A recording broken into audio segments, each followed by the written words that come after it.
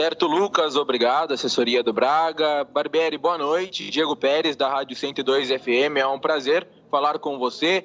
E parabéns não só por essa partida, né, por essa vitória, o Bragantino vencendo, com um gol que também traz ao Arthur, né, essa coisa. Ele teve uma excelente temporada pelo Red Bull Bragantino, mais uma campanha que o Bragantino conquista essa classificação histórica inédita para o clube na Libertadores da América. 38 pontos, 14 vitórias, 14 empates, 10 derrotas, Bragantino vice-campeão da Copa Sul-Americana. Então eu queria, em nome da 102 FM, te parabenizar pela campanha, te parabenizar pelo seu trabalho, pelo trabalho do clube. Fala em seu nome, mas estendo aos jogadores e também à diretoria. E queria que você fizesse uma síntese e falasse o quanto esse jogo foi importante, o quanto essa classificação também é importante para coroar todo esse trabalho. Barbieri, boa noite. Boa noite, Diego. Boa noite a todos os demais profissionais aí da 102, a todos os ouvintes. É também um prazer, uma satisfação estar falando com vocês. Obrigado, agradeço muito, não só a vocês, mas também e principalmente ao torcedor do Bragantino. Fez uma festa muito bonita hoje no estádio, empurrou o seu time, acreditou até o final, a cidade de Bragança por ter acolhido não só a mim, mas a todos os jogadores e todos os demais profissionais do clube da melhor maneira possível. Eu acho que a gente está muito feliz porque era um objetivo que a gente tinha traçado lá atrás, desde o início dessa temporada, né? Embora a gente tenha sempre emendado uma na outra, como a gente tem dito, era um objetivo que a gente tinha de poder disputar uma vaga na Libertadores. E eu acho que além da felicidade de conquistar o objetivo, a gente também fica muito feliz de poder, com isso, retribuir o carinho de todos, da cidade de Bragança em especial. Eu disse aos jogadores que eu acho que esse jogo reflete bastante o que somos nós como um grupo que lutou desde o primeiro minuto, buscou o gol a todo momento, se entregou, se dedicou, se sacrificou, não desistiu nunca em nenhum minuto, e foi coroado com um belo gol do Arthur aí no final. Como você falou bem, eu acho que é um gol que simboliza bastante a temporada dele, mas não só dele, de todo um grupo de trabalho que se dedicou bastante e fez uma temporada muito boa com maestria. Barbieri, Sérgio Loredo, da equipe Futebol Total, e eu quero também, assim como o Diego, da mesma forma, parabenizá-lo a todos. Em alguns momentos, quando a gente parabeniza, elogia ao longo do campeonato, alguns poderiam achar que, você não quer criticar. Não, muito pelo contrário, né? Se tivesse que ter críticas, e assim como tiveram, pode ter certeza disso, elas foram feitas. Mas agora é a hora de festejar, comemorar, pela primeira vez na história, o Bragantino vai disputar uma Libertadores da América. Já vejo aqui que somente a partir de 23 de março, só entra a partir de 23 de maio, no sorteio da fase de grupo das competições, que vai acontecer em Luque. Então, é um momento realmente incrível. Para você, eu acho que você nunca teve dúvida de que isso era possível, quando aceitou o desafio, mesmo com a perda de um campeonato da Sul-Americana, que chegar à Libertadores seria possível. Mas num ano com tantas dificuldades e com lesões, e a pandemia, estádio vazio, qual foi o momento que você sentiu que estava em dificuldades e que você precisou, de repente, da aproximação de um auxiliar, de um dirigente, de um familiar, para que o trabalho continuasse dessa forma, chegando a esse resultado maravilhoso? Bom, boa noite, Sérgio, boa noite a todos os amigos aí do Futebol Total. É um prazer sempre estar falando com vocês também.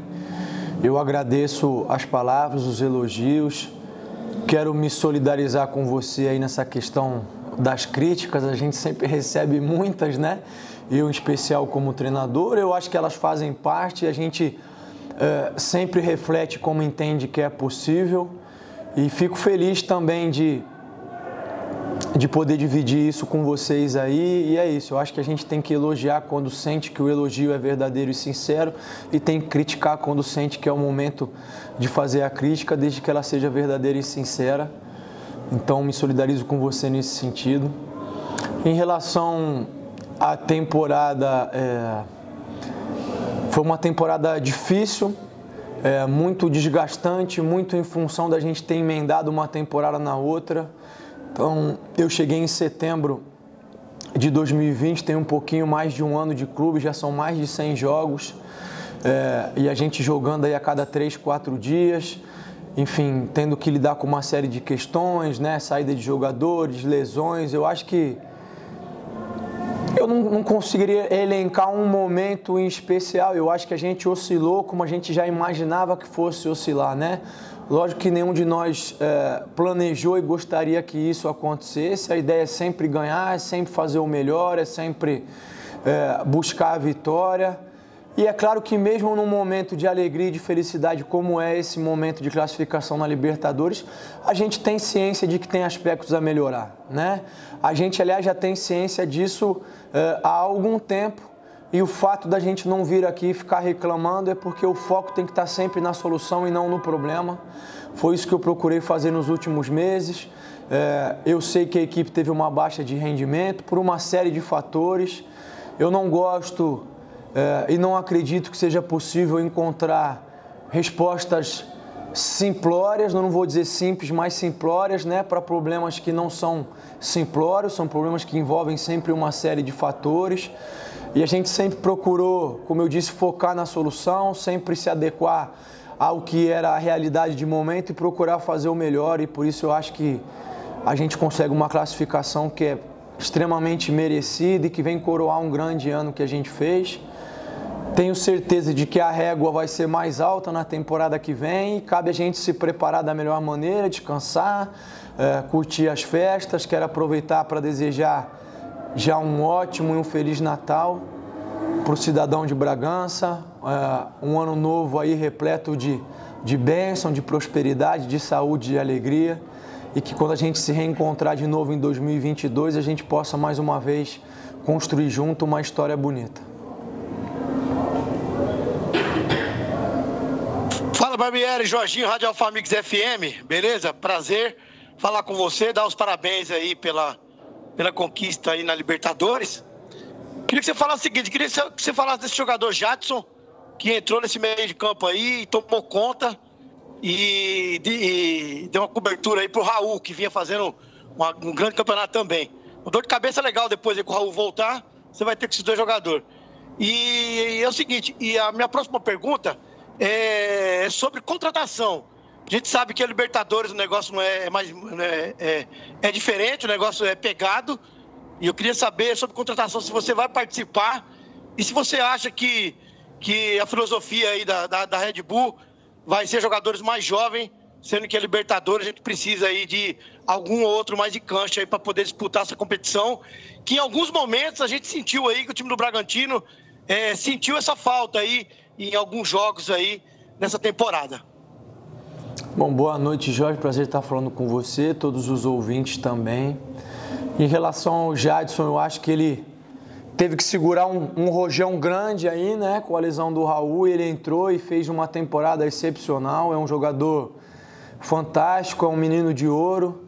Eu brinco muito com ele, chamo ele de veterano, porque apesar dele ser um garoto, a gente vê ele jogando com uma maturidade, com uma leitura, enfim, incríveis para a idade que ele tem. Eu acho que é mais um que nos ajudou bastante a construir essa história bonita que a gente construiu nessa temporada, né? Eu sei, a gente tem ciência, sim, dessa questão dos jogadores mais experientes, em contraponto aos jogadores mais jovens. Eu acho que o clube sempre deixou muito claro qual é a sua filosofia e qual é o projeto. Eu acho que quando a gente fala isso, na verdade, a gente tem que enaltecer mais ainda tudo que foi construído e que foi feito por todos nós, porque não é fácil você conseguir competir em alto nível, como a gente fez quase que na maioria, ou quase na totalidade do ano, especialmente com meninos, com garotos jovens aí fazendo a transição, enfim, fazendo essa passagem muitas vezes da base para o profissional. Eu acho que isso só valoriza ainda mais o trabalho, né? Em relação às contratações, eu tenho certeza que no momento oportuno vocês vão estar sendo comunicados. O clube já trabalha nessa direção, mas eu não tenho como adiantar nada. E volto a dizer, a ideia é que a gente possa ainda entrar em 2022 mais fortes do que a gente foi em 2021, pela experiência, pelo todos os aprendizados que a gente adquiriu e também por novos jogadores que possam chegar para agregar e para somar. Boa noite, Barbieri. Rodrigo Seixas, do Correio de Atibaia. Parabéns a vocês e todos do clube pela classificação para a Libertadores. E eu queria que você comentasse sobre um pouco da mudança do time nessas 2 temporadas. Olhando estatísticas e dados do time, a campanha é bem parecida. Você olha, a posse de bola ficou bem parecido, chutes por jogo também. A maior diferença acaba sendo bolas longas, que o time hoje faz mais do que fazia antes. Eu queria que você comentasse se isso é uma característica que você nota que o time passou a fazer mais. E o que mais mudou no time nesse período, né? O time emendou 2 temporadas, como você falou, mas eu acho que dá para dizer que o time manteve uma identidade depois que você achou o time no campeonato passado e ele foi se mantendo, mesmo trocando jogadores no caminho. Bom, boa noite, Rodrigo. Obrigado. Satisfação falar com você também. Para eu analisar os números, eu preciso olhar com um pouco mais de calma, né? Mas, sem dúvida nenhuma, a gente, desde o momento em que conseguiu consolidar uma identidade, uma forma de jogar, a gente procurou seguir isso e procurando fazendo ajustes para melhorar, enfim, em função de adversário, em função de momento, em função dos jogadores à disposição. Eu acho que a gente conseguiu, na verdade, não mudar a maneira de jogar, mas conseguiu ter uma grande gama de variações de plataformas de jogo. Então, em alguns momentos a gente jogou com 3 zagueiros, em outros momentos a gente jogou com 2 homens com característica mais de área, em outros momentos a gente manteve o que foi a característica na maior parte dos jogos de ter 2 volantes e um meia ali mais próximo do atacante. A gente foi construindo tudo isso no decorrer do tempo, volto a dizer, em função do que era possível, do que a gente tinha à disposição, em função do que os adversários apresentavam. A questão das bolas longas, eu acho que a gente teve que, em alguns momentos, explorar um pouquinho mais isso em função dos adversários terem adiantado um pouquinho mais a pressão em relação a nós, mas eu não acho que seja uma mudança de padrão, né? Precisaria olhar isso com um pouquinho mais de calma. A gente está num processo de construção de clube, construção de equipe, e acho que talvez esse seja um tema que a gente tenha abordado pouco ao longo dessas 2 temporadas. Então, quando eu digo construção de clube, é porque a gente está passando a mudar de patamar, de expectativa, está passando a construir um elenco com jogadores jovens que, à medida que as temporadas passam, são cada vez mais experientes e têm mais maturidade e aí passam a apresentar mais regularidade. Mas isso é um processo, né, que requer tempo, muitas vezes requer paciência quando os resultados não chegam e construção de equipe, até em função do que você falou. Se você olha para a equipe que jogou em 2019, aquela equipe padrão, e que conquistou o campeonato da Série B com muito mérito e com muito maestria, e olha para a equipe que joga hoje ou aqueles que mais jogam hoje, você vê que em 2 ou 3 temporadas houve uma mudança, eu diria, significativa, para não dizer drástica, né? E isso tudo requer muito trabalho, muita dedicação, muito comprometimento dos jogadores. E volto a dizer, a ideia é que a gente possa, depois desse descanso merecido aí, entrar em 2022 ainda mais forte, para continuar representando a cidade com maior orgulho, maior alegria e maior dedicação. Barbieri, boa noite, ao Danilo do GE. Primeiro, parabéns pela vitória, pela classificação aí para a fase de grupos. Aproveitando ainda essa última pergunta, né, você está falando desse processo, né, de construção da equipe. Pensando em 2022, né, você fala que espera crescimento. O que daria para você detalhar, assim, o que você gostaria que a equipe evoluísse, em que aspecto você acha que tem margem ainda para crescimento, o que você gostaria que o Bragantino evoluísse em 2022? Bom, boa noite, Danilo, prazer estar falando com você. São muitos aspectos, né? Não é um aspecto único, como eu disse anteriormente, eu não gosto muito de focar numa coisa quando o problema, na verdade, ele é muito multifatorial, né? Não posso nem falar de problema, acho que mais de questões que a gente tem que abordar. Mas se eu tivesse que elencar eu acho que a gente tem um desafio grande aí, que é tentar oscilar menos do que a gente oscilou nessa temporada. Eu acho que esse grupo demonstrou em diversos momentos que quando está no seu melhor consegue competir com qualquer equipe do Brasil. A gente até acabou atuando um pouquinho como Robin Hood essa temporada, porque a gente competiu muito bem com todas as equipes da parte de cima da tabela e acabou deixando muitos pontos com equipes da parte de baixo.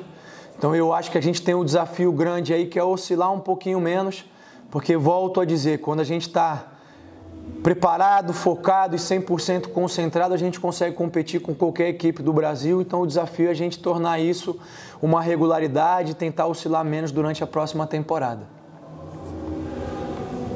Barbieri, boa noite. Angelito da TV Bandeirantes de Campinas, parabéns aí pela vitória de hoje, parabéns pela classificação. E por falar em classificação, gostaria que você fizesse aí uma análise, né, destas duas competições, os dois campeonatos brasileiros, onde você conseguiu duas classificações, uma para a Sul-Americana, outra a Libertadores, já fazendo uma previsão para o ano que vem. O calendário deste ano já serviu como base para que você possa aí trabalhar no ano que vem, mesmo porque temos Paulista, Copa do Brasil, Brasileirão e temos aí a Libertadores. O calendário desse ano já dá para traçar um plano de trabalho para o ano que vem? Boa noite, Angelito. Obrigado aí pelas palavras. Eu acho que sim, sem dúvida. Eu acho que uma das coisas que ficou claro é que em alguns momentos a gente não conseguiu atender a demanda das duas competições aí, então a gente teve que em alguns momentos preservar a equipe em função de jogos decisivos da Sul-Americana e não conseguiu ter o rendimento que a gente esperava e satisfatório. Então a ideia é que a gente consiga ainda fortalecer o grupo, fortalecer o elenco de jogadores, porque é um desafio sempre grande e enorme, vamos dizer assim, estar disputando mais de uma competição com nível alto de exigência, né? Isso não é só para o Bragantino, eu acho que isso fica nítido quando a gente olha, por exemplo, um Atlético Paranaense, que foi campeão da Sul-Americana, está disputando a final da Copa do Brasil, mas no Campeonato Brasileiro, por exemplo, acabou por sair da zona incômoda do rebaixamento faz pouquíssimas rodadas, né? E aí a gente pode olhar para outras equipes também, o próprio Flamengo, que muitas vezes externou a dificuldade de conseguir manter o nível, não só pela questão do número de competições, mas de convocação, de tudo, enfim. Eu usei esses dois exemplos aí para dizer que é realmente complicado e difícil você conseguir atender uma demanda tão exigente. A gente procurou fazer o melhor, mas sem dúvida nenhuma tem pontos a melhorar e acho que isso passa por a gente conseguir fortalecer o grupo de jogadores e o elenco para conseguir alternar mais a equipe quando for necessário e conseguir ter os mesmos ou resultados próximos, né? Barbieri, Ana do Bragança em Pauta, eu queria dar parabéns aí pela classificação, né? No sufoco, mas saiu, parabéns. Você falou aí da construção de um time, da construção de um clube. O Bragantino, ele está implantando uma nova filosofia no futebol brasileiro que é muito imediatista, né? E que a gente vê jovens jogadores querendo destaque para ir para a Europa.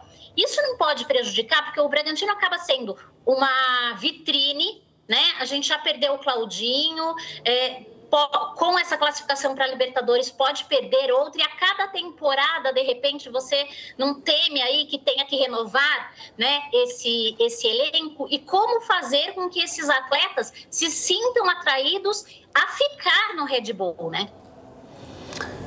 Boa noite, Ana. Obrigado aí também pelas palavras. Eu acho que você tocou num ponto que é crucial, que realmente é um ponto sensível, mas a conversa sempre é muito aberta e muito franca entre todos nós dentro do clube, né? Quando eu digo de construção de clube, é claro que a gente sabe da história aí, das décadas todas que tem o Bragantino e tudo mais, mas em função da parceria, como você frisou bem, está se construindo uma nova maneira de fazer as coisas, né? Por isso que eu falei bastante da questão da construção de clube, que é diferente da construção de equipe, embora a gente também venha nesse processo de construção de equipe, como eu citei anteriormente, a questão para o torcedor conseguir comparar da equipe que foi campeã da Série B à equipe que está jogando hoje, né? Uma grande reformulação. Mas voltando naquilo que eu estava falando, em relação a gente ter uma conversa sempre franca e direta, a gente sabe que antes de pensar em qualquer reforço, o primeiro objetivo e o caminho que vai nos trazer mais segurança é procurar fazer a manutenção desse elenco, né? Claro, daqueles que tiveram desempenho satisfatório, um desempenho de entrega e tal. As mudanças vão acontecer como elas são naturais, mas se a gente consegue promover a manutenção da maior parte do elenco, a gente já consegue sair na frente de muitos outros adversários e aí a gente pode pontualmente buscar reforços em situações que a gente entenda que eles sejam necessários, né? E passa pelo que você falou, sem dúvida nenhuma, do assédio externo. Agora, são coisas que a gente não controla, né? O clube tem um projeto ambicioso e um projeto bem definido a médio e longo prazo. Eu acho que os jogadores, a maioria, quando aceita vir para cá, está ciente disso. É claro que eles têm ambições grandes e nem eu gostaria que fosse ao contrário. Eu acho que uma parte do sucesso é a gente trabalhar sempre buscando o melhor e desejando o melhor, ainda que eventualmente para algum deles isso possa significar sair para um outro grande clube aí internacional. Mas a ideia é essa, a ideia é que a gente possa fazer a manutenção do elenco e buscar reforços pontuais para ser cada vez mais forte ao longo das temporadas. Barbieri, boa noite, é Tarso Cacosta da 102 FM, prazer estar falando com você. Como os colegas já disseram e você mesmo já disse, as críticas são pontuais, bem como os elogios também, né? E evidentemente, num balanço geral, o seu trabalho extremamente positivo à frente do Bragantino, atingindo todos os objetivos traçados na temporada, e não só os jogadores ganham visibilidade, como você também. E aí eu queria te perguntar, o que é que poderia te seduzir a deixar o Bragantino eventualmente? Boa noite, Tarso. Obrigado, prazer estar falando com você também. Olha, é difícil responder essa pergunta. Recentemente o Barcelona contratou o Xavi, então eu acho que está sem espaço lá para mim nesse momento. É uma brincadeira, claro, para descontrair. Eu acho que a mesma coisa que eu falei em relação aos jogadores vale para mim. Eu acho que o clube tem um projeto ambicioso aí de médio e longo prazo. Desde o primeiro dia em que eu pisei no clube, a minha intenção é fazer parte desse projeto, é fazer parte dessa história, dessa construção. Eu não vejo por que eu teria por que sair do clube nesse momento. Já disse em muitas outras oportunidades que eu estou feliz aqui. Estou feliz com tudo que eu tenho, não apenas conquistado em relação aos resultados, mas com todas as possibilidades que eu tenho tido de aprendizado, né? Eu tenho aprendido muito com essa maneira de fazer as coisas, tenho procurado, claro, sempre dar a minha contribuição, tenho sempre procurado ajudar naquilo que eu posso, com a experiência e com a expertise que eu também tenho de ter vivenciado em outros clubes, de sempre ter trabalhado com jogadores muito jovens. Então eu acho que é um casamento que tem andado muito bem e que eu acho que tem tudo para continuar para a próxima e para as próximas temporadas. Maurício, é Silvio Loredo, equipe Futebol Total. E parabenizar você, já é chover molhado, né, Maurício? Porque os números mostram isso. Se nós pegarmos aí as 2 temporadas, são 80 jogos sob seu comando, 38 vitórias, 25 empates, 17 derrotas. O seu time marcou 117 gols e sofreu 82. Você tem quase 60% de aproveitamento. Então, sabe, é até repetitivo, né? Te parabenizar em relação a esses números e em relação aos objetivos conquistados. Eu falei ainda há pouco para o Arthur, que não sai da imagem da minha cabeça, a entrevista coletiva lá no Estádio Centenário em Montevidéu, quando você, com lágrima nos olhos, o Arthur chorando, começaram a coletiva após a derrota para o Atlético, e eu tive a oportunidade de falar para vocês lá que, na minha concepção, naquele momento, vocês não eram perdedores, vocês já eram campeões. Eu acho que o jogo de hoje e o fechamento desse campeonato, o fechamento dessa temporada, vem somente confirmar aquilo que eu pensava e aquilo que eu enxergava para frente que poderia acontecer. Então, vocês foram merecedores disso que aconteceu aqui. Treinador de futebol, Maurício, eu acho que o treinador, ele erra, muitas vezes ele erra e muitas vezes ele acerta. E o sucesso do treinador depende dele ter mais acertos do que erros. Lá em Montevidéu também, na véspera do jogo, eu te perguntei a respeito de carta na manga. Que em jogos decisivos, às vezes o treinador tem alguma carta na manga, se você tinha alguma coisa diferente lá em Montevidéu. E hoje aqui, eu vi o Bruninho e vi o Alejandro sendo decisivos para a marcação do gol, porque o Bruninho deixou o Alejandro em situação de finalizar e o Alejandro deu o passe para o Arthur marcar o gol. Eu queria que você falasse sobre esses aspectos aí e o que você pediu para o Bruninho e para o Alejandro quando colocou eles em campo. Você, Silvio, obrigado. Eu também queria dar os parabéns, em especial a você e ao Sérgio, porque eu acho que eu não era o único emocionado lá em Montevidéu e eu pude perceber isso também.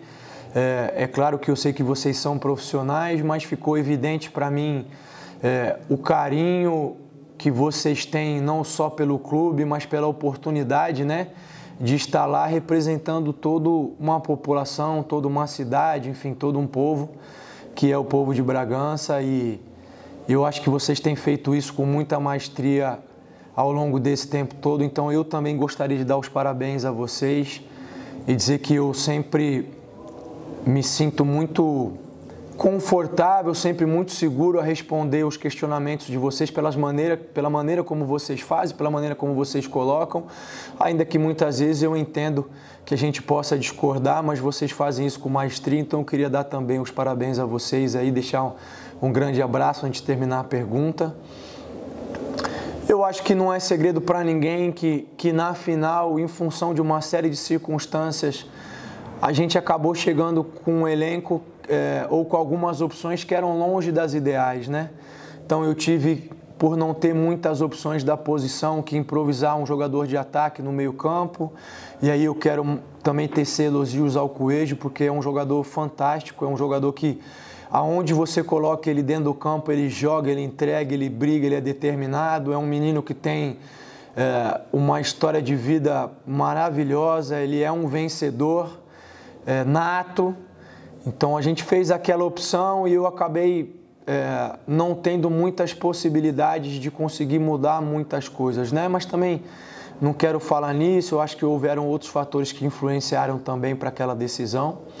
E em relação a hoje, o Bruninho é um menino que subiu do 23, que a gente vem trabalhando, que muitas vezes acaba não sendo relacionado, mas que eu estou sempre puxando a orelha e pegando no pé, porque ele tem um potencial incrível. Eu acho que o Alejandro tem uma história de superação e de volta por cima na temporada que também merecem muitos elogios, mas não vou entrar em nenhuma das duas. Naquele momento, talvez muitas pessoas não tenham percebido. O Alejandro entrou no Ítalo, então era meio que uma troca padrão, mas por um jogador mais descansado, um jogador com mais energia física para poder entregar para a gente, uma característica um pouquinho diferente. E aí quando a gente coloca o Bruninho e o Jean junto, eu tirei um lateral, recuei o Luan para fazer quase um terceiro zagueiro junto ao Ortiz e o Fabrício, então a ideia era ficar só com os três mais o Jadson à frente da defesa, e acabei tirando o Ramires, que era um volante de origem, colocando o Bruninho para tentar fazer essa ligação ali do meio com o ataque, tentar fazer essa transição da defesa para o ataque. O Bruninho vem treinando assim em muitos momentos na temporada, apesar dele ser um meia e um típico camisa 10, eu tenho pedido muitas vezes para ele treinar como segundo volante, porque ele precisa melhorar e se desenvolver na questão da intensidade, da dinâmica, da capacidade de marcação. Então nada do que a gente fez ali foi novo. E naquele momento, como eu disse, a gente ficou com 3 atrás, pedi para o Elinho fazer uma ala, o Tubarão fazer a outra ala e colocar 2 presenças na área, né? Que eram o Jean e o Alejandro. E eu acho que essa mudança acabou gerando um desequilíbrio ali, talvez o Inter não soube responder a essa mudança no final, e eu acho que isso ocasionou, ou ajudou a ocasionar, né, a questão do gol. Acho que o Arthur foi extremamente inteligente e feliz, não só pelo chute, mas a maneira como ele dominou, como ele venceu o adversário. E eu acho que é isso, eu acho que é uma soma de pequenos detalhes sempre que faz com que a gente consiga ter um grande resultado no final. E respondendo de forma objetiva, é isso, são coisas que a gente treina, às vezes a gente tem que improvisar, às vezes a gente tem que tirar um coelho da cartola, faz parte da profissão. Em muitos momentos eu vou errar, porque eu sou um ser humano, como somos todos nós, não vou acertar sempre. O que as pessoas não podem de maneira nenhuma, ou pelo menos o que eu não gostaria que elas fizessem, é duvidassem da intenção. E a intenção é sempre fazer o melhor, ainda que muitas vezes eu não consiga, porque, como eu disse, sou um ser humano, estou sujeito às falhas também. Barbieri, Jorginho de novo. Agora eu não quero fazer pergunta praticamente, só agradecer você mesmo aí, um bom Natal para você e perguntar para você se você quer agradecer alguém também a esse sucesso todo que você está tendo no Bragantino aí e se é o melhor momento da sua carreira hoje. Você se sente assim hoje, é o melhor momento da sua carreira em toda a sua carreira? Bom, Jorginho, eu até te agradeço muito essa pergunta. Eu queria agradecer em especial algumas pessoas que eu não pude agradecer publicamente, alguns jogadores que foram especiais nessa jornada, como o Líger, como o Hiller, como o próprio Edmar, que se despediu hoje da gente. Eu acho que eu poderia citar muitos outros, mas queria falar desses 3 em especial, como o próprio Caldinho, né? Mas eu acho que esse dispensa comentários. Queria agradecer eles porque eles também fazem parte disso que a gente construiu, disso que a gente conquistou nesse momento. São, além de profissionais especiais, são pessoas especiais que acabaram saindo aí no decorrer do tempo. O Ed está nos deixando hoje, mas é mais do que um profissional exemplar, é uma pessoa exemplar. Então eu queria publicamente deixar minha gratidão, meu carinho para ele, para a família e desejar um Feliz Natal a vocês também, um próspero Ano Novo. Obrigado, Maurício.